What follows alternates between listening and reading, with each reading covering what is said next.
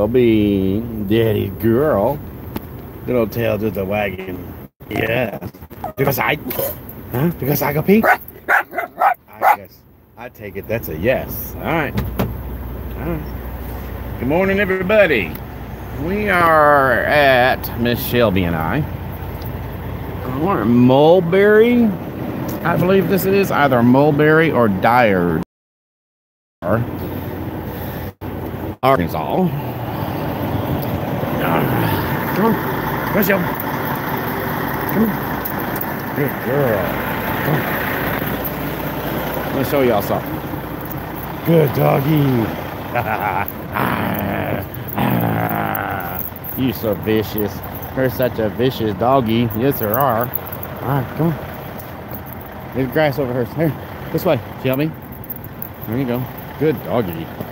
Anyhow, the thing or in a van, because I'm van life, trucker life, both. One thing that's always an issue, give me some privacy, Dad, is, hey there, Mike, how you doing, brother? One thing that's always an issue is parking. Now, the place across the street, I don't know how well you can see that from here, is jam-packed, full. There's a couple empty spots over there, which at 4 o'clock in the morning, that makes sense, I suppose. People start moving out. But notice this is a dirt parking lot. Notice the lack of dust. And that means there's nobody been pulling in or out of here in a while. I've been here for at least a half hour. So there's plenty of parking here. Also, oh, I dim my headlights, sorry. There are no signs anywhere about customer parking only, 1 hour parking maximum, all this other stuff like the Loves and the Pilot and the Flying J and all them have. I've heard people talk about how, because I've suggested going to the truck stops as a place to, you know, park and not be bothered by the cops or anything. But these little mom and pop truck stops, hardly anybody comes to them. And the reason why is because the companies, especially all your larger companies, they tell the drivers where they can fuel and where they can't. And most of the drivers figure, well, if I'm going to have to fuel there, I'm going to get a shower for free. They usually got the restaurants and everything. So the major, what I call name brand truck stops, don't start digging over there. She's something else. So the idea being that all those truck stops fill up early, whether you're in a truck or coming there in a car. Of course, usually it's car parking all night long, but like I said, there's some that will have signs telling you they can only stay there for an hour. The thing is, these little mom and pop places, you can sit there all night, won't be bothered by nobody. One time, I was in the van, and places like this, you know, they close at night. And I was in the van, and I was asleep on my way home. I was just too tired to make the drive Memphis back to Arkansas where we live. And a cop did come check on me just to make sure, because I have this big old cargo van. I mean, who's to say that I'm not trying to break in there and steal who knows what, the safe or God knows. So you're gonna wander all the way out to the interstate? Shelby, come on. Good girl. Just don't go out to the road. But anyway, I got that one time I got bothered. Well, you can park an RV in the truck stops and not be bothered at all.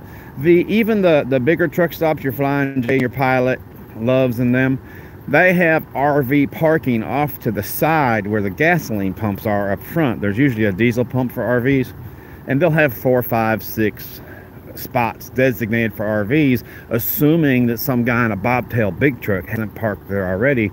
But those spots are actually set aside for RVs, so if a person needed to, they can say, hey, tell that dude out there in the bobtail, go around back, I need that spot.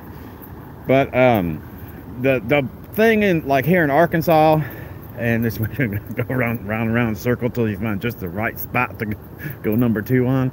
Okay. Anyway, the thing about parking in Arkansas, especially on the ramps, when you get tired and you're like, man, I just got pulled over. that's the right thing to do for safety's sake. But the cops will still go ahead and harass you. They don't care what you're in, car, truck, van, RV. But your truck stops, the truck stops are not actually truck stops anymore, which is funny because they changed the name because of RVs. Now they call them travel centers. But the whole idea being that even now that they're travel centers, even the people in cars still call them truck stops. But they realize those RVs most of them run on diesel too. Families, they're going to want to stop and eat at the restaurants, use the showers. All the showers are usually $12, except for the TA and Petro, they're 14. And always with her nose to the ground. So that is a Jack Russell trait. I've seen one. But anyhow, the main thing being that they cater to RVs just as much as trucks anymore. It's no longer just a truck stop. So, but anyhow, I was just going to put this out here. I really didn't think that in fact, I've been waiting. I'm parked here because I'm about 2.5 hours from Little Rock. And I know that at 6:05 when you're going to come on live. So I'm like, you know what? Sometimes I can't watch these live streams. Shelby, come here. Sometimes I can't watch the live stream because I'm getting ready to drive or am driving or whatever. I'll get the notification, look down on my phone in the cup holder, and I'm like, well, I ain't gonna be able to see that one. So yeah, she is a piece of work, aren't you? Aren't you? See, right now the ground's frozen, so she can't do anything.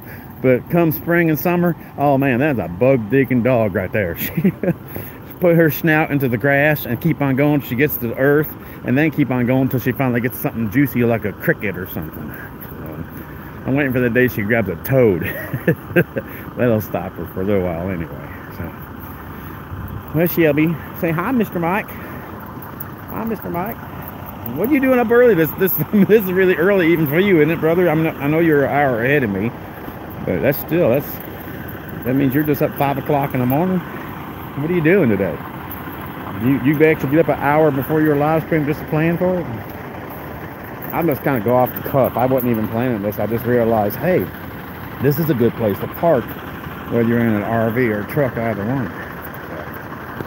All right, you know which one's ours? Come on. Which one? Nope, not that one. This one. Yes. There we go. Come here, Shelby. Shelby. Come on. Come here. There we go. Vicious dog. Come here. Good doggy. Yeah. All right. There you go. In we go. All right. Get out that cold. Oh, yes.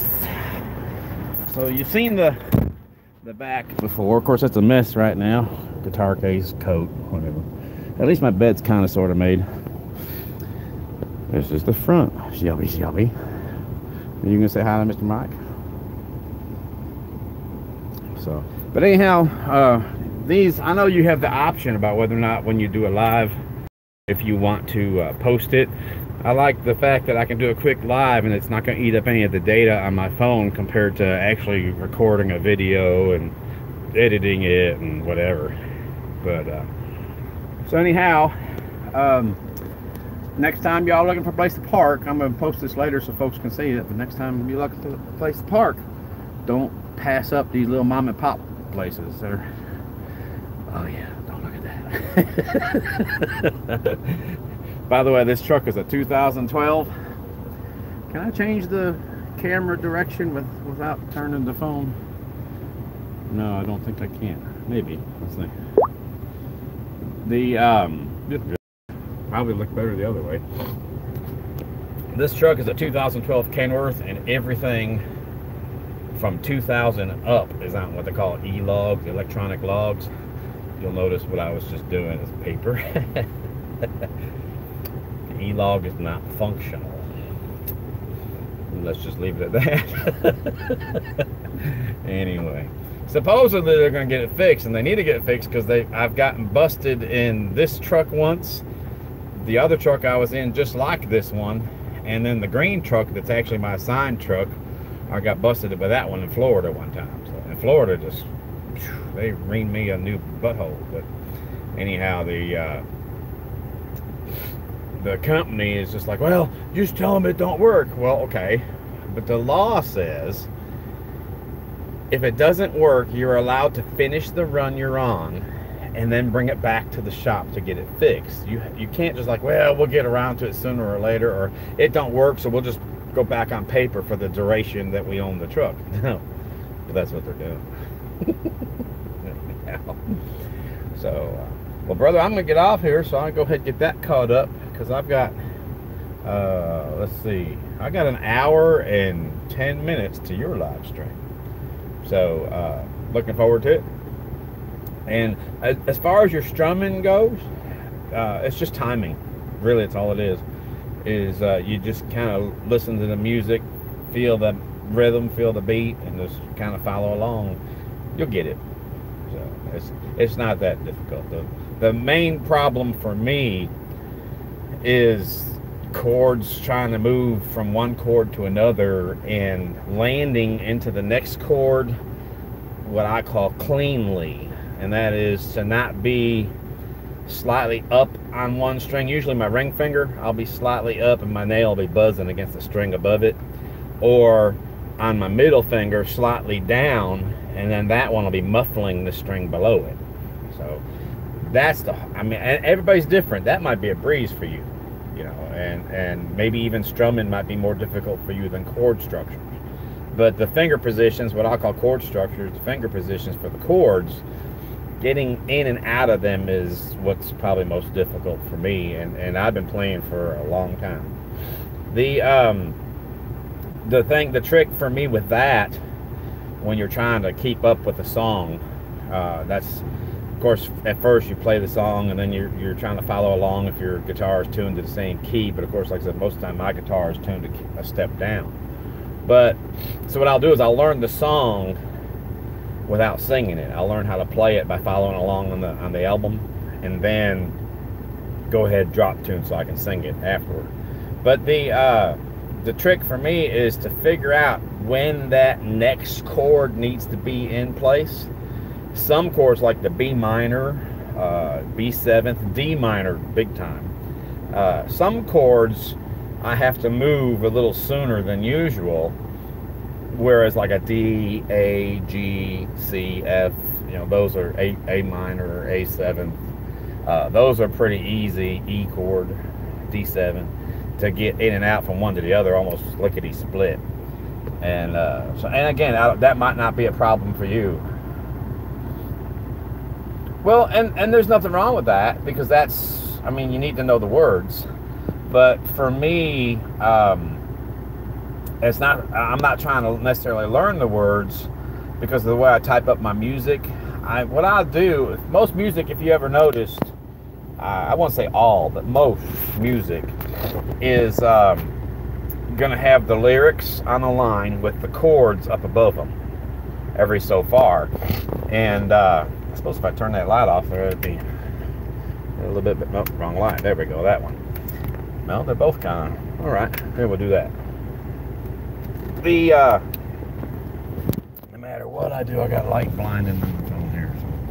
So. The main thing is that for me, when I'm trying to read the lyrics and play the chords up here, the lyrics are down here, and so therefore I'm up here, down here, up here, down here. But that's a lot of times just in the first paragraph. Once you get to the second paragraph down, it's lyrics only with no chords at all. And now you're down here trying to read, and up here trying to go back to the chords for the verse. And so this don't work. What I've done is I type out, and let's say that the chord change is right in the middle of a word. Not even where the word would be hyphenated to do syllables, but just like the word the, or I don't know, the word from, or what, you know, a single syllable word. But the chord change doesn't quite take place right as you're changing from this word to that word. It's after this word starts being spoken, like the FR or just the F. I'll put 2 hyphens, and then between the hyphens, 2 brackets, and inside the brackets, the chord letter designation, you know, G, A7, A minor, what have you. And I do all the lyrics in fine print black, and then I do all the chords with the brackets. I leave the hyphens fine print black, but then the brackets and the chord I do in bold blue. And so when I'm performing, because, you know, a lot of times you don't have a whole lot of light, you got light coming out at you, but on the stage itself shining back at the audience, you don't have much light. And so that, in fact, this is where I learned the words, need to learn the words more, the lyrics, because that fine print, I can see it, but not nearly as well as I can see the bold print for the chords. And let's face it, when you're performing, that's really, you know, if you miss up a few words, you can kind of, you know, just throw something else in there and laugh it off. Everyone will laugh with you. But if you start playing the wrong chords, it's like listening to a sour note. It don't work. But anyhow, well, brother, I'm going to get off here. I just want to do a quick little something to remind folks that there's plenty of parking, no signs saying how long they can park or anything else at these little mom and pop places. So I'm gonna go ahead and get my my paper, what we call our coloring book. I'm gonna go get that straightened up, and I reckon I'll see you in about an hour, brother. All right. So have you a good morning. That 1 cup of coffee. What you try to do is find something else that got caffeine in it, that's maybe not as much caffeine. Me, I switched from coffee to tea, and that works better for me. So, all right, man. Well, we will see you in a little while, okay, brother? Have a good morning. See you then. Bye.